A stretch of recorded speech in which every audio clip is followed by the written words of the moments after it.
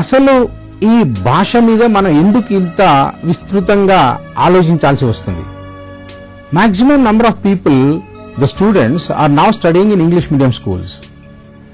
భాష లేకపోతే వాళ్ళకి స్కూల్స్లో ఈ విద్యాపరంగా ఎటువంటి లోపం జరుగుతుందో మనం ఆలోచిస్తే దీనికి ఎందుకు ఇంత ప్రాధాన్యత ఇస్తున్నామో మనకు అర్థమవుతుంది.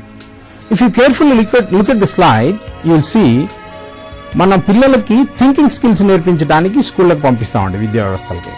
ఈ థింకింగ్ స్కిల్స్లో enquiry, information processing, evaluation, reasoning, ఈ స్కిల్స్ బాగా అభివృద్ధి చెందాలి. ఇవి అభివృద్ధి చెందిన తర్వాత వీటి నుండి మనకి వచ్చిన జ్ఞానంతో, మనకున్న స్కిల్స్తో చివరిగా ఉన్న క్రియేటివ్ స్కిల్ని కూడా ఇంప్రూవ్ చేసుకోవాలి. ఇవన్నీ చేయటానికి మనకి భాష చాలా చాలా ముఖ్యమైనది.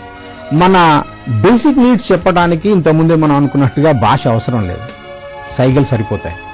కానీ భాష చాలా లోతైన విషయాల గురించి తెలుసుకోవటానికి, మనం కూడా కొత్త విషయాలను కనిపెట్టడానికి, వాటి గురించి వివరించడానికి కూడా కంపల్సరీగా భాష కావాలి.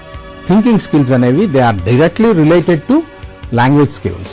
అందువల్ల మనం ఇది నేర్చుకోవడానికి ప్రయత్నం చేస్తాం. ఈ ఒక్కొక్క ఆస్పెక్ట్